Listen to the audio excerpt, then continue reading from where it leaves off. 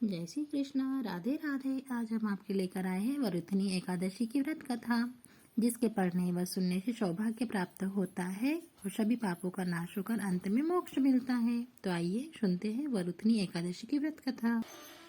धर्मराज युधिष्ठिर बोले कि हे भगवान, वैशाख मास के कृष्ण पक्ष की एकादशी का क्या नाम है, उसकी विधि क्या है तथा उसके करने से कौन सा फल प्राप्त होता है, आप विस्तार पूर्वक मुझसे कहिए। मैं आपको नमस्कार करता हूँ। श्री कृष्ण कहने लगे कि हे राजेश्वर, इस एकादशी का नाम वरुथनी एकादशी है। यह सौभाग्य देने वाली, सब पापों को नष्ट करने वाली तथा अंत में मोक्ष देने वाली है। इस व्रत को यदि कोई अभागिनी स्त्री करे तो उसको सौभाग्य मिलता है।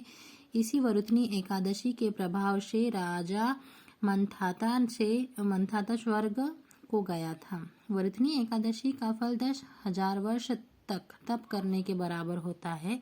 कुरुक्षेत्र में सूर्य ग्रहण के समय 1 मन स्वर्ण दान करने से जो फल प्राप्त, वही फल वरुथनी एकादशी के व्रत करने से मिलता है। वरुथनी एकादशी के व्रत को करने से मनुष्य इस लोक में सुख भोग कर परलोक में स्वर्ग को प्राप्त होता है। शास्त्रों में कहा गया है कि हाथी का दान घोड़े के दान से श्रेष्ठ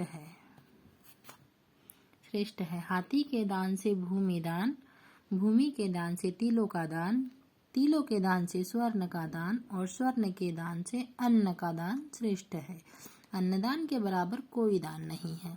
अन्नदान से देवता, पितर और मनुष्य तीनों तृप्त हो जाते हैं। शास्त्रों में इसको कन्यादान के बराबर माना गया है। वरुथनी एकादशी के व्रत से अन्नदान तथा कन्यादान दोनों के बराबर का फल मिलता है। जो मनुष्य लोभ के वश में होकर कन्या का धन लेते हैं, वे प्रलय काल तक नरक में वास करते हैं या उनको अगले जन्म में बिलाव का जन्म लेना पड़ता है। जो मनुष्य प्रेम एवं धन सहित कन्या का दान करते हैं, उनके पुण्य को चित्रगुप्त भी लिखने में असमर्थ है। जो मनुष्य इस वरुथनी एकादशी का व्रत करते हैं, उनको कन्यादान का फल मिलता है।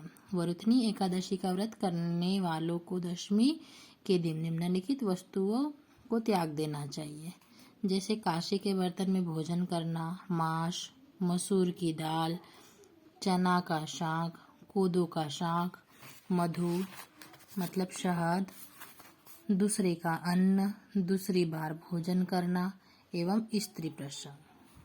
व्रत वाले दिन जुआ नहीं खेलना चाहिए तथा शयन भी नहीं करना चाहिए। उस दिन पान खाना, दातुन करना, दूसरों की निंदा करना तथा चुगली करना एवं पापी मनुष्य के साथ बातचीत करना सब त्याग देना चाहिए। उस दिन क्रोध, मिथ्या भाषण का त्याग करना चाहिए। इस व्रत में नमक, तेल अथवा अन्न वर्जित है। हे राजन, जो मनुष्य विधिवत इस एकादशी को करते हैं, उनको स्वर्गलोक की प्राप्ति होती है। मनुष्य को पापों से डरना चाहिए। इस व्रत के महात्म्य को पढ़ने से 1,000 गोदान का फल प्राप्त होता है। इसका फल गंगा स्नान के फल से भी अधिक है। तो इसी के साथ आज हमारी वरुथनी एकादशी की व्रत कथा समाप्त हुई। तो आपको कथा कैसी लगी, लाइक कमेंट करके बताइए और चैनल को सब्सक्राइब कीजिए। जय श्री कृष्ण।